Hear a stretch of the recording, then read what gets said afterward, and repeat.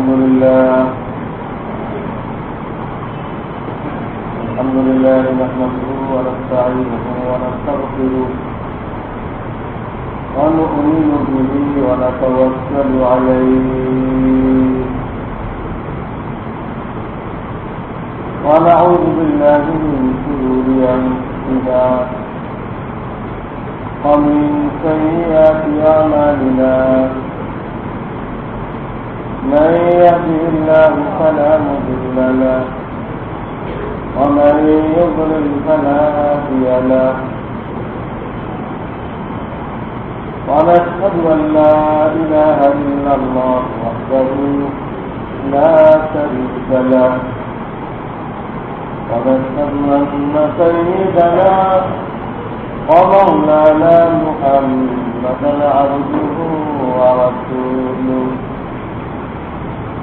صلى الله تعالى عليه وعلى آله وأصحابه وبارك وسلم أما بعد فأعوذ بالله من الشيطان الرجيم بسم الله الرحمن الرحيم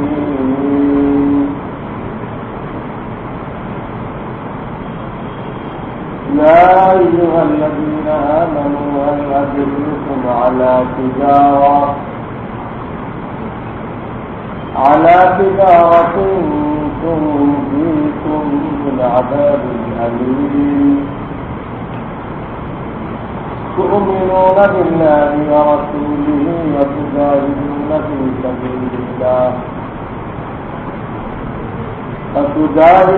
في سبيل الله بأموالكم وأنفسكم ذلكم خير لكم إن كنتم تعلمون. وقال رسول الله صلى الله عليه وسلم من قال لا إله إلا الله صدقا من قلبه دخل الجنة أو كما قال رسول الله صلى الله عليه وسلم. محترم আল্লাহ তাআলার ফজল ও করমে গত জুমাতে একটা প্রসঙ্গ শুরু করেছিলাম যে আমাদের জিম্মাদারি নিজেকে প্রস্তুত রাখা, যে কোনো সময় আল্লাহ তাআলা যদি ডেকে নেন, নিজের কাছে ডেকে নেন, তো আমরা যেন অপ্রস্তুত অবস্থায় না যাই। কখন ডাকবেন নিশ্চিতভাবে কারণ জানান। বাচ্চ মস্তিষ্কে, কিশোর মস্তিষ্কে, যুবক মস্তিষ্কে, বৃদ্ধ মস্তিষ্কে, সব বয়সের লোক তারা বিশ্বাস দুনিয়াতে আসছি আল্লাহ বিশ্বাস, কারণ কোন দখল করে নেওয়া হবে। আবার যাইতে হবে আল্লাহর ইচ্ছায়। সারা দুনিয়ার লোক মিলে এক মিনিটের জন্য আমাদেরকে বাঁচায় রাখতে পারবে না।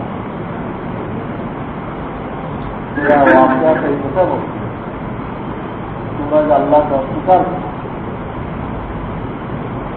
আমি যে তোমাদের একজনকে নিয়ে আসি, হ্যাঁ, তখন তোমাদের শক্তি থাকলে এই লোকটাকে রাখো না। আমাকে অস্বীকার করতেছ যে আল্লাহ বলতে কিছু নেই। আমি যখন তোমাদের একজনকে নিয়ে আসি, তোমরা সারা দুনিয়ার লোক মিলে এই লোকটাকে রাখো।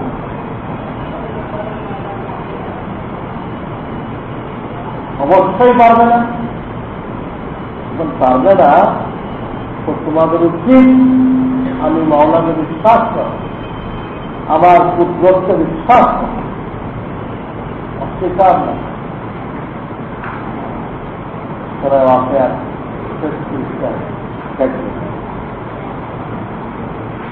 আল্লাহ তালা খেলা পাল তুমতার বিরোধ তোমরা দেখতে থাকো যে একটা লোক চলে গেছে তোমাদের সামনে বিশ্বাস ত্যাগ করতে তোমাদের কোনো ক্ষমতা নেই রাখা। আমার ফয়সালা বাস্তবায়ন হবে। আমি খালিক মালিক, আমি হায়াত দাতা, আমি মৃত্যুদাতা, কারো সিদ্ধান্ত এখানে চলবে। কাজেই যেহেতু জানার কোনো উপায় নেই, নিজেকে প্রস্তুত রাখতে হবে। যদিও আল্লাহ তালা আমাদের নসিহতের জন্য অনেক কিছুই রাখে, কিন্তু আমরা ওই নসিহত গুলো হাসিল করি না, আমলে আনি না। একবার আল্লাহ রাব্বুল আলামিন মালাকুল মউত ফেরেশতাকে একজন বুজুর্গের সাথে সাক্ষাৎ করাই দিচ্ছি। আল্লাহ ঠিক আমরা দেখবো না সাধারণ মানুষ, কিন্তু আল্লাহ যদি কারোর সাথে সাক্ষাৎ করান তা আল্লাহর কুদরতে সবকিছু সম্ভব নয়। তো সাক্ষাৎ হওয়ার পরে ওই বুজুর্গ মালাকুল মউতকে জিজ্ঞাসা করলেন, দেখো দুনিয়াতে যে আমাদের কাছে আছে এটা খবর দিয়ে আছে, নির্দেশ দিয়ে আছে, অবগতি করে আছে, আমি অমুক দিন আপনার কাছে আসছি, জানাই আছে, নোটিশ দিয়ে আছে, কিন্তু তুমি যে আসো দেখতে পারবে অপ্রস্তুত থাকি, আমাদের রোগ নিয়ে যাও।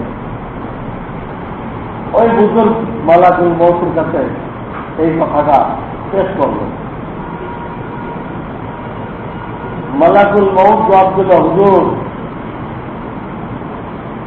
আমি তো আল্লাহর পক্ষ থেকে মানুষদেরকে অনেক নোটিশ দেই, আমি আসি না, কিন্তু দুঃখজনক যে লোকেরা আমার নোটিশগুলোকে কোনো আমলে আনে, এটাকে কোনো নোটিশ বলে গুরুত্ব দেয়। তখন ওই বুজুর্গ জিজ্ঞেস করলেন, তুমি কিভাবে নোটিশ দাও? তো মালাকুল মউত বলল, হুজুর মানুষের অনেক সময় ডায়রিয়া হয়ে যায়, এই ডায়রিয়া হওয়াটা আল্লাহর পক্ষ থেকে নোটিশ।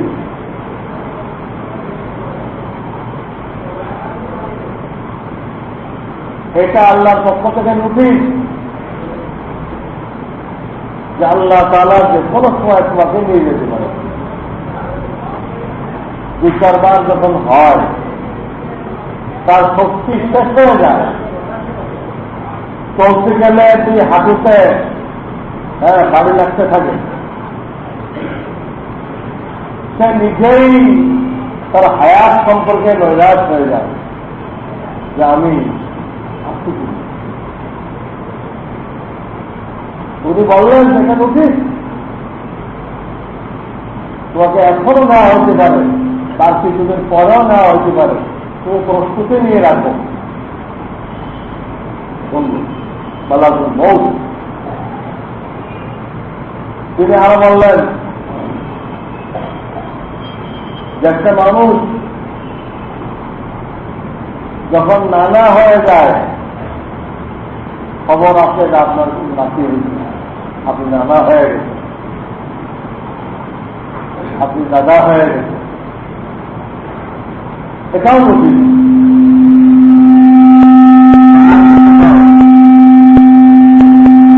নানা হয়ে গেছ, দাদা হয়ে গেছ, কাজে তোমার ভিসার মেয়াদ আর নেই। তৈরি নিয়ে রাখো, তা থাকলে চলে গেছে। মালাকুল মউত আরো বলল যে একটা মানুষের চুল যখন পাকতে আরম্ভ করে, সাদা হইতে আরম্ভ করে, পুরুষের দাড়ি সাদা হইতে আরম্ভ করে, মালাকুল মউত বলে এটাও নদী যে মানুষ আল্লাহর জমিনের ফসল। তো দুনিয়াতে নিয়ম ফসল থেকে গেলে ওই ফসল আর খেতে রাখা হয়। তোমারও যখন চুল দাড়ি থেকে গেছে, এই ফসল আল্লাহ তাআলা বেশিক্ষণ রাখবেন না, তুমি তৈরি নিয়ে রাখো। তো মালাকুল মউত এইভাবে অনেকগুলো আইটেম দেখাইল যে আল্লাহর পক্ষ থেকে অনেক নোটিশ দেওয়া হয়, কিন্তু মানুষ এইগুলোকে নোটিশ মনে করে না। তার সামনে তার দাদার ইন্তেকাল হতেছে, তার বাপের ইন্তেকাল হতেছে, তার মায়ের ইন্তেকাল হতেছে, তার আত্মীয় স্বজনের ইন্তেকাল হচ্ছে, এটাও উচিত। কালকে তোমার ইন্তেকাল, আজকে তুমি কাঁদতেছ, কালকে তোমার জন্য কান্না হবে, তুমি কি প্রস্তুতি নিয়ে রাখো, এটাও উচিত। কিন্তু মানুষের নোটিশ মনে করে জানাজা কান্দে করে নিয়ে যেতে, তখন যে ভাবতেছে না যে কালকে তো আমার তো লোকেরা কান্দে করে নিতে পারে, তখনও ভাবতেছে, তখনও যে ভাবতেছে আমার তো একটা লং টাইম হায়াত রয়েছে, লং টাইম। এই 80 বছর বয়সে এমন পরিকল্পনা গ্রহণ করে সেটা বাস্তবায়ন করতে আরো 20 বছর লাগে। তার কর্মকাণ্ড দ্বারা বোঝা যায় যে মালাকুল মউতের সাথে মনে করো কন্ট্রাক্ট হয়ে গেছে। মানে সে এই বয়সে এই সমস্ত পরিকল্পনা কিভাবে আসেনি? আগের যুগের লোকেরা তো 40 বছর পরে ব্যবসা বাণিজ্য সব ছেলে মেয়েকে বুঝাই যে আমি তোমাদের জন্য অনেক করছি, এখন আমাকে আখিরাতের ফিকির করার জন্য ফারেক করে দেয়। আমার তো আল্লাহকে যাইতে হবে, কি নিয়ে যাইতে, তোমাদের জন্য আর কত করব? এই কথা বলে তবে ছেলেকে তার কাজকর্ম বুঝাই দিয়ে নিজে আল্লাহর দ্বীনের জন্য, নিজের ইমান সহি করার জন্য, কোরআন সহি করার জন্য, নামাজ সহি করার জন্য, আত্মশুদ্ধি করার জন্য সে নিজেকে ফারেক করেছিল। আমাদের অবস্থা যে ব্যবসায় লাগছি, ব্যবসা করতে করতে ব্যবস্থায় গেল, ব্যবসাটা আর পারে গেছে। অন্য কোনো কাজ করতেছি ওইখানে লাভ করেছি। তারা পুরাটা জিন্দগি সে দুনিয়া জমা করার জন্য নিজের মূল্যবান জিন্দগিকে মাটির জন্য, দুনিয়া জমা করা মানে মাটি, মাটি, মাটির জন্য জিন্দগিকে মাটি করে দিল। নিজের ছেলে মেয়ের দুনিয়াকে সাজানোর জন্য নিজেকে বরবাদ করে দিল। নিজের ছেলে মেয়ে, নিজের বিবি বাচ্চার দুনিয়া সাজানোর জন্য সে নিজের আখিরাতকে নষ্ট করে দিল। অথচ এদের দুনিয়া সাজানোর কোন দায়িত্ব আল্লাহ তাআলা আপনাকে আমাকে দেয় নাই, ওদের এদের দায়িত্ব আল্লাহ বুঝে নিচ্ছে। বহুত লোক এতিম বাচ্চা রেখে মরে গেছে, ওই এতিম বাচ্চাগুলোকে আল্লাহ তাআলা পাবে, তাদের অনেকটা আল্লাহ তাআলা কোটি কোটিও করছে, বাপে কিছু রেখে দেন, ছেলে কোটি আল্লাহ বাপে কিছু রাখে দেন, এতিম অবস্থায় মারা গেল, সেই ছেলে যখন কোটিপতি হলো, আপনাকে এমন কোনো দায়িত্ব দেওয়া হয় নাই যে আপনি ছেলের জন্য গাড়ি বাড়ি তার সারা জীবনের যা লাগবে সব আপনি ব্যবস্থা করতে দেবেন। এইরকম কোন ঠিকাদারি আল্লাহ তাআলা আপনাকে আমাকে দেয় নাই। সেই অযাচিত দায়িত্ব পালন করতে যে দায়িত্ব আপনাকে আমাকে দেওয়া হয় নাই, সেই দায়িত্ব পালন করতে যে আসল যে দায়িত্ব ছিল ইমান আমল ঠিক করো, নিজেকে জাহান্নাম থেকে বাঁচাও, নিজেকে জান্নাতের অভিযুক্ত করো, আসল যারা দায়িত্ব ছিল এই দায়িত্ব থেকে দূরে। আর যারা দায়িত্ব নেই ওইটার জন্য সময় লাগে। এটা দুঃখজনক। প্রত্যেকটা মানুষ যদি নিজের দায়িত্ব বুঝতে না পারে, আমার দায়িত্ব কি, আমার দায়িত্বের পরিধি কি বুঝতে হবে। আপনার দায়িত্ব কি, আপনাকে আল্লাহ তাআলা দায়িত্ব দিতে, তোমার ঈমান আমল ঠিক করো, তোমার পরিবারের সদস্যদের ঈমান আমল ঠিক করার জন্য চেষ্টা করো, তোমার মহল্লাবাসীর সমাজের লোকদের ঈমান আমল ঠিক করার জন্য দাওয়াত দাও। প্রথম দায়িত্ব নিজেকে ঠিক করো, এরপরে পরিবার, বাপ মা, বিবি বাচ্চা, ভাই বোন, তারপরে মহল্লা, প্রতিবেশী, আত্মীয় স্বজন। আমাকে দায়িত্ব দিচ্ছে। ছেলের জন্য আমাকে রব বানায়, আল্লাহ তাআলা ছেলের জন্য আপনাকে আমাকে রাজ্জাক বানায় নেই। ছেলেকে রোগের ব্যবস্থা আমাদের জন্য। আমার কোন দায়িত্ব কোন আয়াত আপনি দেখাইতে পারবেন না, কোন হাদিস আপনি দেখাইতে পারবেন না। আমার মাথায় নিয়ে আসল যে দায়িত্ব ছিল ওদের আপনি, এটা বোকাম। একটা লোক নিজের দায়িত্ব বুঝল না, নিজের কর্ম পরিধি বুঝল না, তাহলে কি আপনি এই এলাকার কমিশনার না, আপনি যে কমিশনারের চেয়ারে বসে গেলেন, আপনারা তার কাছে বিচার করার দরকার থাকেন। আমার লোকেরা আপনাকে বেইজ্জত করে উঠাই দেবেন যে আপনাকে কমিশনার কে বলেন, আমাদের তো কমিশনার আছে, আপনারা কে বলেন? এই যে বেইজ্জত হলো, এই বেইজ্জতের জন্য কে দায়ী? যে লোকগুলো তারা বেইজ্জত করলো তারা দায়ী, সে নিজে দায়ী। তাকে যখন বানানো হয় নাই তো ওই চেয়ারে বসতে যায়। এই জন্য যে লোকটা নিজের দায়িত্ব বোঝে না, নিজের দায়িত্বের পরিধি বোঝে না, সে লোকটা বেইজ্জত হয়, সমাজে আহমদ পাবে। আহমদ বেকুব প্রমাণ। প্রত্যেকে বুঝতে হবে আমার দায়িত্ব কত করছে, সে তার দায়িত্বের মধ্যে থাকে। আর এক লোক যদি আপনার বাড়িতে ঢুকে ফরমানদারি করে, এই কটা বাচ্চা মিলাইতে হবে, এই কটা খানা তৈরি হতে হবে, আপনাদের বাচ্চা দিবেন যে আপনাকে আমার বাড়িতে ঢুকে এগুলো সিদ্ধান্ত দেওয়ার দায়িত্ব কে দিই বলবেন না? আমি গৃহকর্তা, এখানে কোনো ফরমানদারি করতে হলে আমি তো, আপনি কে? আপনাকে বেইজ্জত করে দেবেন, আপনি আপনার বাড়ির মধ্যে যে প্রস্তুত করেন, আমার বাড়ি আসতে হবে। প্রত্যেকটা জায়গায় কথা ঠিক রাখতে হবে, কোথাও দায়িত্ব নিজে হাতে উঠাই নেওয়া হবে। যেখানে আপনাকে দায়িত্ব দেওয়া হয়নি এমন কোন দায়িত্ব আপনি হাতে উঠাই নেবেন।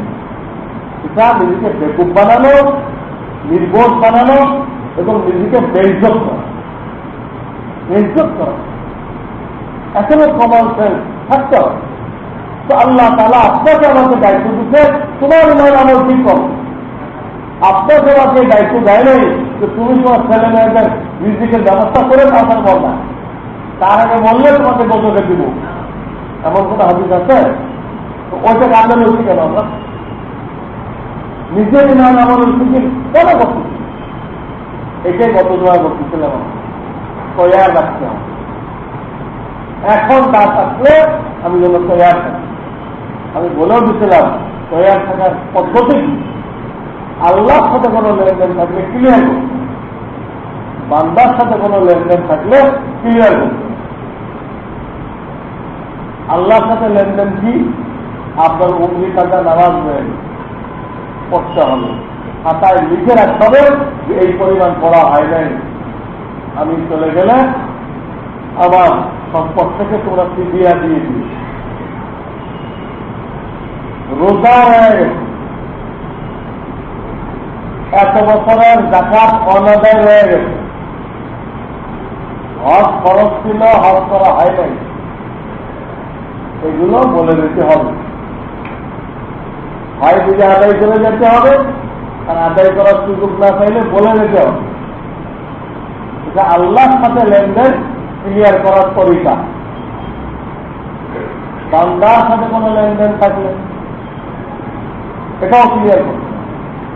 ঋণ নিচ্ছিলেন, দেওয়া হয় নাই, 102 রাষ্ট্রের মধ্যে এক খাতায় লিখে রাখা খরচ, যে লেখা নাই আল্লাহ কারো কাছ থেকে লেনদেন করে থাকেন, লোন নিয়ে থাকেন, আপনার ডায়েরিতে রেকর্ড থাকতে হবে শরিয়াতের দৃষ্টিতে, এবং যত সম্ভব তাড়াতাড়ি পরিশোধ করতে হবে।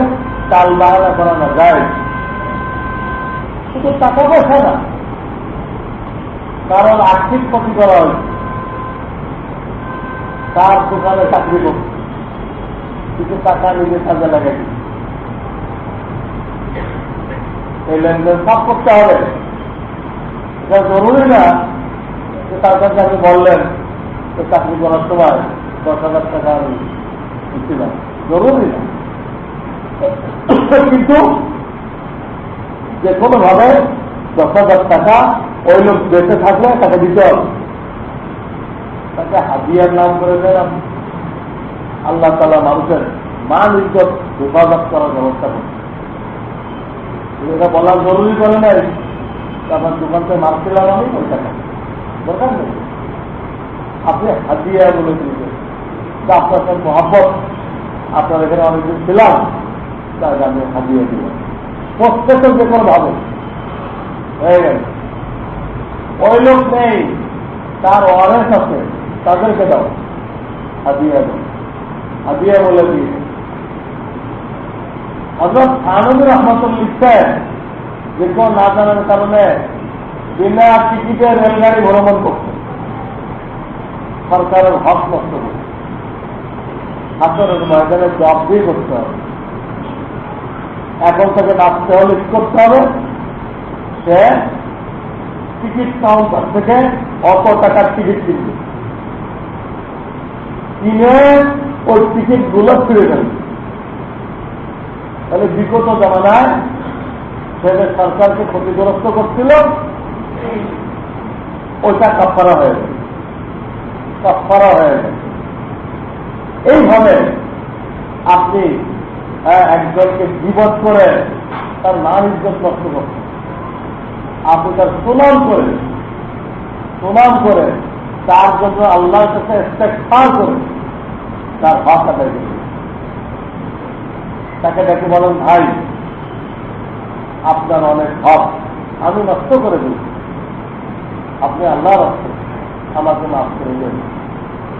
ইমাম বুখারী রাহমাতুল্লাহ আলাইহি অধ্যায় আছেন, কি হক নষ্ট করছে ওনাকে ব্যাখ্যা দিতে হবে, যে আপনার বিবাদ করছিলাম, অবস্থা করছিলাম, এটা কি বলা জরুরি?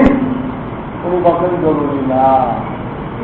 যদি আপনি এইভাবে ইজমালি ভাবে মাস্টাই নিতে পারেন, তাই আপনার অনেক ভাবে নষ্ট করছেন, নানান ভাবে নষ্ট করছেন, আপনি আল্লাহ রাস্তা আমাকে মাফ করবেন। সেও বলল, ঠিক আছে ভাই আমিও মাফ করে দিই। তা আপনি যে ব্যাগটা খারাপ আসতেছেন, এটাও আমরা আপনাকে মাফ করে দিই, মাফ করে দিই। এইভাবে বান্দার কাছে ঋণী থাকেন, বান্দাকে বিপদ করে থাকেন, বান্দাকে অনর্থক একটা চট্টাপট দিয়ে থাকেন, অনর্থক বৈধ হয় নাই। তাকে গালি দেওয়াটা, এই থাপ্পড় দেওয়াটা বৈধ হয় নাই, যদিও আপনার বাড়ির চাকর, আপনি একটা ভুল রিপোর্ট তুলে একটা থাপ্পড় লাগাই দিলেন, পরে জানা গেল রিপোর্টটা ভুল, আপনার চাকর নির্দোষ। যে রিপোর্ট তুলে থাপ্পড়টা দিচ্ছিলেন আসলে ও অন্যায়টা করে নাই, ওই দোষটা আরেকজনে করছে, কিন্তু রিপোর্ট গলত আসছে। আপনার উচিত ছিল যাচাই বাছাই করা, আপনি যাচাই বাছাই না করে একতরফা শুনে পরে নিজের এক থাপ্পড়। তবে আল্লাহর কাছে পয়সা দিতে পারবেন? চাকরের উপরে আপনার ক্ষমতা আছে, কিন্তু আপনার উপরে আল্লাহর ক্ষমতা আছে। আল্লাহ তো আপনাকে খাবে না, আল্লাহ তো মজলুমের পক্ষে। আল্লাহ কোন জালেমের পক্ষে না। কিতাবে লিখছে কাফের যদি মজলুম হয়, মুসলমান যদি জালেম হয়, তো আল্লাহ সাহায্য কাফেরের সাথে হবে।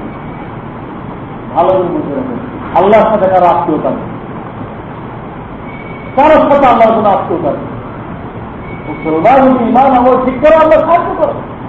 মুসলমান যদি জালেম হয়, কাফের যদি মজলুম হয়, এই ক্ষেত্রে আল্লাহ সাহায্য কাফের সাথে থাকবে, মুসলমানের সাথে থাকবে।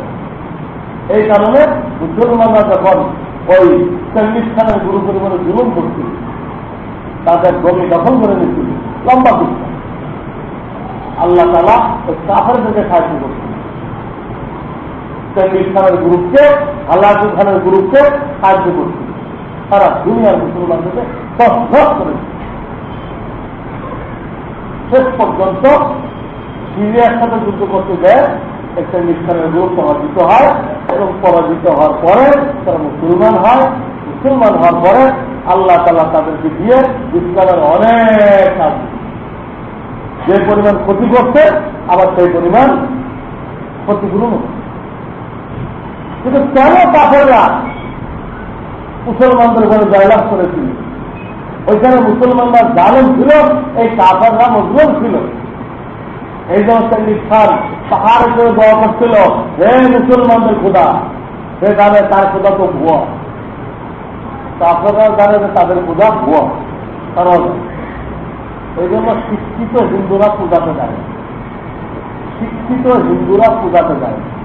এটা আমরাই জানাইলাম, পুরো খোদা হলো কিন্তু বলদগুলো, বলদ যেগুলো এগুলো না, শিক্ষিত গুলো না। এই জন্য ও খোদার কাছে দোয়া চাইনি, দোয়া চাইছে কিতাবে লিখছে, ইয়া ইলাহাল মুসলিমিন, হে মুসলমানদের খোদা, আমি মজলুম, আমাকে সাহায্য করুন। আল্লাহ সাহায্য কর। এই জন্য ভাই, আপনি যদি এইভাবে যাচাই না করে আপনার চাকরের উপরে জুলুম করে থাকেন, আপনার চাকর থেকে বাদ দিতে হবে। হাসরের ময়দানে আপনি থাকতে পারবেন।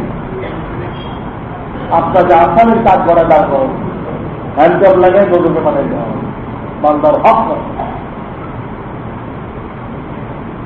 হ্যাঁ, এটা কোনো বলবে না চাকরের পাও ধরে ভাবতেন, আরে তারা একটু মাথায় হাত ধুলে দিন হলো, ওদের তারা আমি রাগ করছিলাম, এটা আমি তো যাচাই বাছাই করি নাই, মনে কিন্তু রাখি এটা কইল বা চাকর নেয়, তুমি সাহায্য করলো, না নেয় তো মনে ব্যথা লাগছে, তো মনে রাখি এটা করি হইল। হ্যাঁ, একদম তো পাও করে মাপতে যাবে, ও তো সবাই বলে না, আপনি তাকে খুশি করে দেন, তাকে খুশি করে দেন, যে আপনি আখেরাতকে ক্লিয়ার করে দেন। এইটাই তো তাদের ইচ্ছে, যে এইভাবে নিজেকে ক্লিন রাখতে হবে, পরিষ্কার রাখতে হবে, যে আপনার কাছে আল্লাহর কোনো হক নেই, আপনার কাছে কোনো বান্দার হক নেই। আল্লাহ রসুল যেন থেকে শেষ বুধবার ঈশার সময় থেকে অসুস্থ হয়ে গেল, সোমবার দুপুরে মারা গেল। বুধবার ঈশার সময় অসুস্থ হয়ে গেলেন, দেখতে পারেন নাই, সোমবার দুপুরে মারা গেল। এর মধ্যে একদিন শুধু জোহরের নামাজের সময় বসে যাচ্ছে, দুজনের সামনে ভদ্র বসে বসে ইমামতি করেন, মোকাব্বের রাখছেন আবু বকর সিদ্দিককে নিজের পাশে, পয়লা কাতারে না, নিজের পাশে। আওয়াজ এত ভিড়, নামাজের পরে কিছু কথা বলছে যে তারপর আমি আল্লাহর কাছে চলে যাব, আমি চাইতেছি না তোমাদের যারা হক আমার উপর থাকবে এই অবস্থা আমি চলে যাই, আমি এটা চাইতেছি না। তাই তোমাদের কারো কোনো লেনদেন আমার কাছে থাকলে একটু উত্তর করে দেয়, আমাকে সম্পূর্ণ দায় মুক্ত করে দেয়। আমি যেন আল্লাহর সাথে এমন অবস্থায় সাক্ষাৎ করতে পারি কারো কোনো হক আমার করছে। দুটা লোক দাঁড়াইল, হুজুর আমি আপনার কাছে দুটা বেরহাম। আল্লাহ রসুল বলেন আমি অস্বীকার করতেছি না, তবে তুমি সূত্রটা বলো, সূত্রটা ভালো কেন পাও? তো ওই লোকটা বললো, হুজুর একদিন ফকির আসলো আপনার কাছে, তো তখন আপনার কাছে কোনো টাকা ছিল না, তাহলে আমভাবে বলছিলেন তোমাদের কারো কাছে থাকলে এই ফকিরে কিছু দিয়ে দাও, পরে আমার কাছে নিয়ে নিও। তো আমি দিয়ে দিছিলাম, কিন্তু পরে আপনার থেকে আর নেওয়া হয়নি। তখন হুজুর বলেন ঠিকই বলছে, তুমি নাও 50 টাকা দিয়ে 2 দিরহাম তারা দিয়ে দিলেন। আর একজন দাঁড়াইল, হুজুর আমি একদিন একটা ভুল করছিলাম ঠিকই, তো আপনি আমার টিভির মধ্যে ছড়ি দিয়ে একটা বাড়ি মারছিলেন, তো আমার ব্যথা লাগছিল, তো এই একটা দাবি আমার রয়ে গেছে। দেখেন কি আশিস। আল্লাহ রসুল বলেন ঠিক আছে, তোমার মনে যখন দুঃখ রয়ে গেছে, তুমি একটা ছড়ি দিয়ে আমার পিঠের মধ্যে বাড়ি মারো, মায়ের তোমার হক নিয়ে নাও। আমি কারো হক কাণ্ডে করে নিয়ে আল্লাহর সাথে সাক্ষাৎ করতে চাই না। বললো ডাক্তার হক উকুল করছে। আচ্ছা বললো হুজুর তখন আমার পিঠ খালি ছিল, আপনার তো পিঠে চাদর আছে, হুজুর চাদর ছড়াই দিলেন, আল্লাহ রসুল চাদর ছড়াই দিলেন। তখন সে কি করলো, হুজুরের পিঠের মধ্যে কয়েকটা চুমা খাই দিল। বললো হুজুর আমার হক উজুর হয়ে গেছে। এইটা তার উদ্দেশ্য ছিল, কিন্তু উদ্দেশ্যটা হয়তো ক্লিয়ার করে বললে হয়তো উসুল করা মুশকিল হয়েছে, এই জন্য আগে আটকাইল। আমার কিছু পাওনা আছে, দাবি আছে আপনাদের, যেটা খালি দিকে আপনি মারছিলেন, আমিও খালি দিতে মারছি, খালি করে দিচ্ছি। এখন সে যেভাবে পাচ্ছে তার হক উজ্জ্বল করে দিচ্ছে, হুজুরের পিঠে তোমার। তো আল্লাহ রসুল জানতে বিশ্বাস মুহূর্তে পুরা উম্মতের কাছে ক্ষমা চাইছেন, কারো কোনো থাকলে আজকে উজ্জ্বল করে না, উজ্জ্বল করে। আনন্দ রহমাতুল্লাহ জিন্দিগির শেষের দিকে ওরা সমস্ত মুহিদ্দিনদের কাছে দিকে পাঠায়, তোমাদের কারো হক নষ্ট করে থাকলে, তোমাদের কারোর মনে কোনো ব্যথা পেয়ে থাকলে, তারা আমার থেকে হক উসুল করে দাও, হয় মাফ করে দাও অত আগে উসুল করে দাও। তারা আমার আল্লাহর কাছে যাওয়ার সময় হয়ে গেছে, আমি কারো হক কান্দে করে নিয়ে আল্লাহর কাছে যেতে চাই। তারা আমাদের প্রয়াস থাকছে, আমাদের দায়িত্বে কারো হক কেন না। আর আমি এটাও বলছিলাম, যে সমস্ত আমলের উপরে জান্নাতের ওয়াদা করা হবে, এইরকম কিছু আমল দৈনন্দিন করতে হবে। কারণ আল্লাহ তাআলা মাফ করার জন্য অসিলা খুঁজছে, অসিলা খুঁজছে।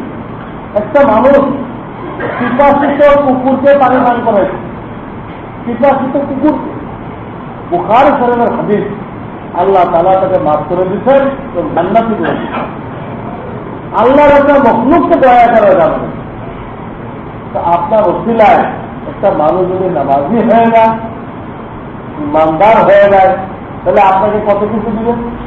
কুকুরের উপরে দয়া করে যদি এত বড় ফজিলত হয়, একটা বেনামাজি বলতে দয়া করে আপনি হাতে পায়ে ধরে বস্তু জানতে পারেন, যে ইমান সম্পর্কে কিছুই জানতো না, তাকে ইমানের লাইনে লাগাই দিলেন, তাহলে আল্লাহ আপনাকে কি দিবেন। এক হাদিসে আসছে, হযরত আলীকে বলেন, হে আলী, তোমার দ্বারা একটা লোক যদি হেদায়েত পায়, সারা দুনিয়া আর এর মধ্যে যা কিছু আছে সব একত্র করলে যা হয় তার থেকে বড় দৌলত শুরু হয়ে গেল। একজন অস্তিল আর এক হাতিতে আসছে, একটা কাঁটাওয়ালা ডাল রাস্তায় এসে পড়ছি, কাঁটাওয়ালা ডাল। একজন পথিক কি করছে, এই ডালটাকে ভেঙে ওই লোকের বাড়ির দিক করে দিচ্ছে, যাতে কোন পথিকের জন্য ওই কাঁটাওয়ালা ডালে অসুবিধা নেই। দিনে হলে না একটু মাথা বুঝাই গেল, রাত্রে হলে এই কাঁটাওয়ালা ডালে এক্সিডেন্ট করতে পারে, কত করে বড় এই কাঁটা। তো ইমানের ৭৭টা শাখা আছে, তার মধ্যে সর্বনিম্ন শাখা হল রাস্তা থেকে কষ্টদায়ক জিনিস সরাই দেওয়া। তো কলার সিলটা পড়ে আছে, একটা লোক সিলেক্ট করতে পারে, আপনার ইমানের দাবি এই সিলকাটা সরাই দেবে।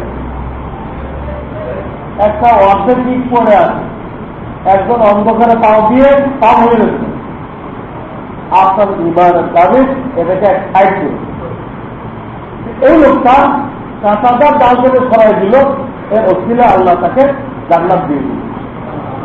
ইমানের সর্বনিম্ন শাখা, এই শাখার অসিলা আল্লাহ জান্নাত দিয়ে দিল।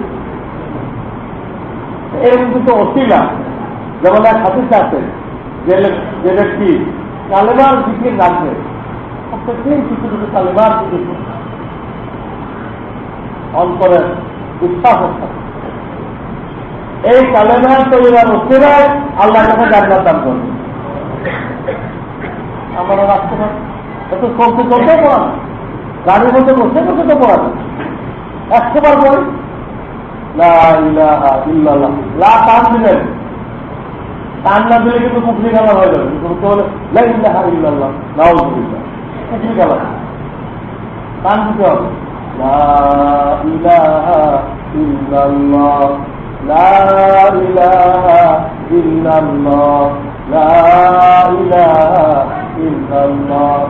এরকম 10-15 বার বলা পরে মুহাম্মাদুর রাসূলুল্লাহ, প্রত্যেকবার মোহাম্মদ রসুল্লাহ না, রসুলের নামের জিকির হয় না, জিকির হয় কার নামে? এটা প্রথম তো রসুলের নামটা একদম মাফ করে না যায়, ওই জন্য মাঝে মধ্যে লাগাইতে বলা হয়, পুরা কালিমার জিকির যায়। এইভাবে আমরা কিছু জিকির করি, এর দ্বারা জান্নাতের ওয়াদা করা হয়েছে।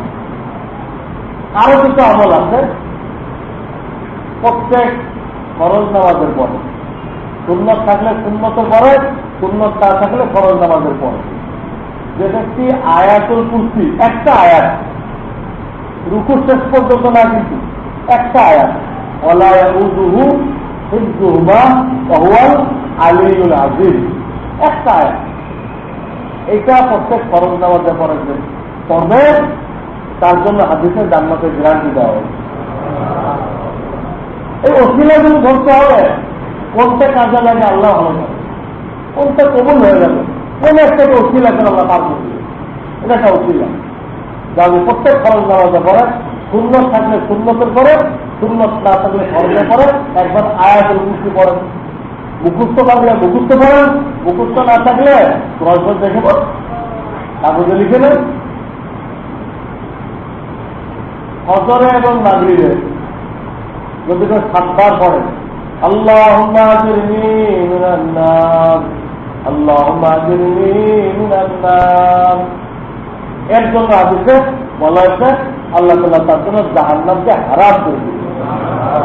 জাহান্নামকে হারাম হলো জান্নাত অর্জন করে দিবেন। সেটা ফজরে আর মাগরিবে 7 বার পড়তে কি অসুবিধা? অসিলা, এই অসিলাটা ধরি, এই অসুবিধাটা ধরি। আর এক হাদিসে আসছে, যে ব্যক্তি আজানের জবাব দিবে এবং আজান শেষ হওয়ার পরে দুরূদ শরীফ পড়বে, দুরূদ শরীফ পড়ার পরে আল্লাহুম্মা রাব্বা হাযিহি দাওয়াতিত তাম্মা, এই দোয়াটা পড়বে। আল্লাহ রাসূল বলেন, ওই ব্যক্তির জন্য হাসরের ময়দানে শাফাআত করা আমি মুহাম্মদুর রাসূলুল্লাহর উপরে ওয়াজিব। রসুলের শাফাআত তার জন্য ওয়াজিব হবে। এই লোকটি কি দোজখে যাবে না বেহেশতে যাবে? নিশ্চিত বেহেশতে যাবে। আজানের সময় আমরা কথা না বলে জবাব দেই, আজানের পরে শুরু করে এই দোয়াটা করি, যতদিন মুখস্থ না হয় বলে বলি, তো বেহেশতে যাওয়ার একটা উচিত না। গত জুমাতে আমি বলেছিলাম আল্লাহর 99 নাম, এটা যেন প্রত্যেক দিনে একবার পড়বেন, তাদের জন্য জান্নাতের ওয়াদা করা হয়েছে। এটা একবারে কম্পিউটার করছে, আজকে আমাকে দেখাই, আপনারা নিয়ে লেমিনেটিং করে লাগাই রাখেন, আপনিও করেন, ভিডিও করতে পারেন, ছেলেমেয়েও করতে পারেন, এটা প্রত্যেক 2-3 মিনিট লাগে, কত সহজ। আর এক হাদিসের মধ্যে আছে, কোন ব্যক্তি যদি ইচ্ছার করে তোরা তাবারাকাল্লাযী, তোরা ভুল পড়ে, আল্লাহ তাআলা তার জন্য জাহান্নামকে হারাম করে দিবে। এই সূরা জোরদার সুপারিশ করে তাকে বেহেশতে দিবে।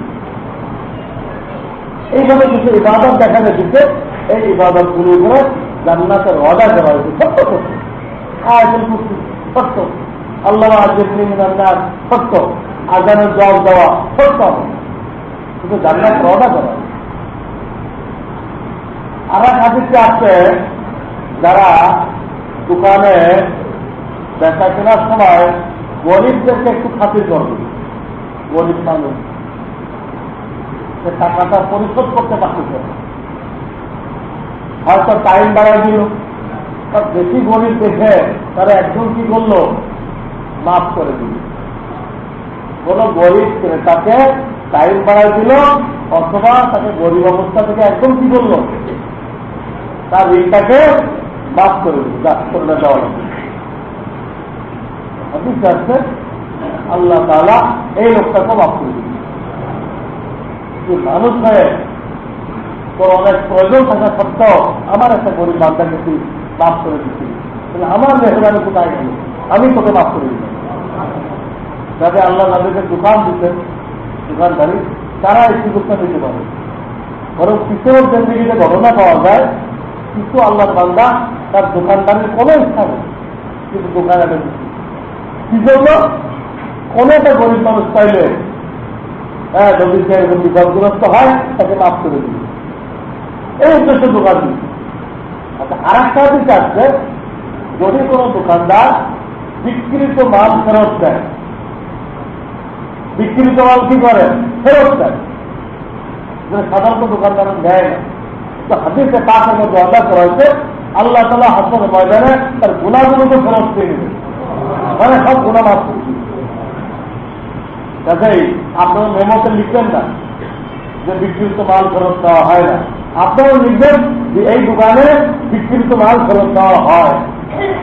জীবনে হয়তো কেউ আসবে না, কার এরকম বেকার টাইম আছে কি হবে আবার ফেরত হয়ে আসবে, হয়তো জীবনেও আসবে না। কিন্তু আপনি লেখেন জীবনে একটা লোক হিসাবে পান যে কিনে নিয়ে পরে আবার আফসোস করতে হবে, ভাই দিলাম কিন্তু মালটা তো আমার কাজে লাগতেছে না, আপনি যদি মেহরবানি করে ফেরত দেন, সাথে সাথে ফেরত দিয়ে দেবেন। আপনার আখেরাতে মাপ পাওয়া একটা বহুত বড় অসুবিধা, বহুত বড় অসুবিধা। যে ব্যক্তি বাপমাকে খেদমত করে রাজি রাখতে পারবে তার জন্য হাদিসে জান্নাতের ওয়াদা করা হবে। বাপমাকে খেদমত করে রাজি রাখতে পারবে তার জন্য জান্নাতের ওয়াদা করা হবে। যে ব্যক্তি ছেলেকে হাফেজ বানাইবে, আলেম বানাইবে, তার জন্য জান্নাতের ওয়াদা করা হবে। যে ব্যক্তি স্ত্রীর ভুল ত্রুটি মাফ করে দিবে, আল্লাহ তাদেরকে কম আকল দিবে যাতে আমাদের আনুগত্য স্বীকার করে। এইগুলো কিন্তু ভুল বিরাট হবে। আল্লাহ তাআলা কোরআনে আমাদেরকে হুকুম দিয়েছেন, আমি মাওলা তোমাদেরকে হুকুম দিচ্ছি, আমার বান্দি আমার কুদরতি বর্তন দ্বারা তোমার কাছে গেছে, এই যদি কোনো ভুল ভ্রান্ত অনিচ্ছা কিন্তু করে ফেলে তুমি মাফ করে দিবে। তো হাদিসে পাকের মধ্যে অনেক ঘটনা পাওয়া যায় যারা আল্লাহর বান্দিকে মাফ করে দিচ্ছে, এর উপরে ক্ষমতা করে নাই, আল্লাহ তাআলা তাদেরকে মাফ করে দিচ্ছে, মাফ করে মাফ করে। হ্যাঁ, একটা জীব জন্তুর উপরে যারা দয়া করছে, জীব জন্তু তাদেরকে মাফ করে দিচ্ছে আল্লাহ। জীব জন্তু এক বুজুর্গ কিসা লিখতে, উনি ঘুমায় রয়েছে, ওই জামানের জামার হাতা অনেক লম্বা, এরকম অনেক তরল, এদিকে আসরের টাইম হচ্ছে। এখন দেখে কি ওনার ওই হাতার উপরে একটা বিড়াল ঘুমায়। এখন উনি যদি ধাক্কায় বিড়াল উঠে যায়, না উঠে উনি জামা ধরতে পারতেছে না, আসরের টাইম হয়ে গেছে, কিন্তু কি করা যায়, সেটা আমি না উঠাই বিড়ালকে, আমার জামা সুইচ হয়ে যায়। আর জামা ধরতে গেলে বিড়ালের ঘুম নষ্ট করতে হয়, অথচ বিড়াল আমার মুখ আমাকে দূরে মাঝখানে কেউ দেখাইলে আমি কিরকম বিরক্ত হই, এই বিচারটা আমি কষ্ট হবে, কি করতে। পরের চিন্তা ধান্দা করে এক কাজ করছে, সে হাতার ওই অল্পটা কেসি দিয়ে কাটিয়ে নামাজ চলে গেছে। পরে নামাজ টাজ করেছে, দেখে ওই বিড়ালের ঘুম পুরা হয়ে গেছে, বিড়াল উঠে চলে গেছে। পরে সে আবার হাতাটাকে সেলাই করে ওই লাগাই গেছে। যখন এই লোকটা মারা গেছে, আল্লাহ তাআলা এই আমলটা করছিল মানে তারা মাফ করে দিচ্ছে, তারা মাফ করে দিচ্ছে। জীব জন্তু করে দয়া করা জান্নাতে যাওয়া না। যারা হাদিসে আসছে, তুমি যদি আল্লাহর জন্য আমল করতে পারো, আল্লাহর জন্য, দুনিয়ার কোন সুনাম সুখ্যাতি তোমার উদ্দেশ্য না, ওগুলো মনের মধ্যে যত আছে সব বাতিল করে দিচ্ছে না, দুনিয়ার আমি এগুলো চাই না, আগে মনের মধ্যে আছে আপনি বাতিল করে দিন, আল্লাহর জন্য। এইভাবে আল্লাহর জন্য যদি আমল করতে পারে, এটাকে বলে ইখলাস, এটাকে বলে লিল্লাহিয়াত, তাকে আল্লাহ তাআলা মাফ করা হবে। এই ইখলাস অর্জন করতে গেলে তবে আল্লাহ ওয়ালার সাথে আপনার উঠা বসা লাগবে। এই উঠা বসা করতে করতে আল্লাহ তাআলা আপনার দিলের মধ্যে লিল্লাহিয়াত দিয়ে দিবেন। বিভিন্ন বালা মুসিবতে যারা খবর করে, আল্লাহর পক্ষে বালা মুসিবত আছে না, এইখানে যারা খবর করে, আল্লাহর বিরুদ্ধে অভিযোগ করে না, আল্লাহ তাআলা তাদের জন্য জান্নাতের ওয়াদা করবে। খবর করতে হবে, আল্লাহর বিরুদ্ধে অভিযোগ করা যাবে না, আল্লাহর উপরে মন খারাপ করা যাবে না, যে আল্লাহ যে ফেসলা করছেন এর মধ্যে নিশ্চয় কোনো মঙ্গল আছে। এই খবর তারা আল্লাহ পক্ষে জান্নাতের ওয়াদা করবে। কারো সন্তান যদি নাবালেগ অবস্থায় মারা যায় এবং সে খবর করে, হ্যাঁ হাদিসে ওয়াদা করা হয়েছে আল্লাহ তাকে জান্নাত দান করবে। কারো দুই চক্ষু অন্ধ হয়ে গেছে, হাদিসে কিন্তু খবর করে, যেমন আল্লাহ দিচ্ছিল, আল্লাহ নিয়ে গেছে, আমার কোনো অভিযোগ নেই, ওই হাদিসে ওয়াদা করা হয়েছে আল্লাহ তাকে জান্নাত দিবে। কাউকে যদি আল্লাহ তাআলা 3টা মেয়ে দান করে, 3টা মেয়ে, আর এক হাদিসে ওই হাদিসে 2টা দিল এই কথা, 1টা দিল এই কথা, তো 3টা দিয়ে আল্লাহ রাসূল শুরু করছেন। 3টা মেয়ে আল্লাহ দান করে এবং সে ওই 3টা মেয়েকে লালন পালন করে, মনে মনে খুশি থাকে, তো তার জন্য জান্নাতের ওয়াদা করা হবে। তাহলে কিন্তু মেয়ে হলে মনটা মেজাজ করে, উল্টা বিবির করে রাগ হয়ে যায়, আমার বউটা একদম অবাক হয়, আপনার বিবি এলে মারাইছে নাকি না আপনি মারাইছে, এইরকম জাহেলের কথা জানা গেছে। জাহেল বিবির পিটাই কোথায়, আলহামদুলিল্লাহ কেউ আছে বিবিকে তালাক দিই, কি জন্য মেয়ে হয়েছে, অথচ মেয়ের উপরে কি করা হয়েছে, জান্নাতের সুসংবাদ দেওয়া হবে। 3 মেয়ে, 2 মেয়ে, 1 মেয়ে, সবটার উপরে জান্নাতের সুসংবাদ দেওয়া হয়েছে। ছেলের নাম তো বলা হয়নি, হ্যাঁ ছেলেকে যে হাতের বানাইতে পারে, আয়ন বানাইতে পারে, তাহলে হবে, এমনি হবে না, তো মেয়ের জন্য তো সব পারে। এই কয়েকটা অশ্লীল আমি কইলাম, কয়েকটা অশ্লীল আমি বললাম, আপনার তো বুঝে আসছে না? এই অশ্লীলাগুলো সবগুলো পারা গেলে সবগুলো না পারা গেলে যতটুকু আপনার আমার জন্য সম্ভব, ততটুকু আমরা কি করবো, বাস্তবায়ন করতে চেষ্টা করবো ইনশাআল্লাহ। আল্লাহ তাআলার কোন থেকে উসিলা করে আমাদের পরকালে নাজাতের ব্যবস্থা করে দেবেন। আল্লাহ তাআলা আমাদের সকলকে আমল করার তৌফিক দান করেন।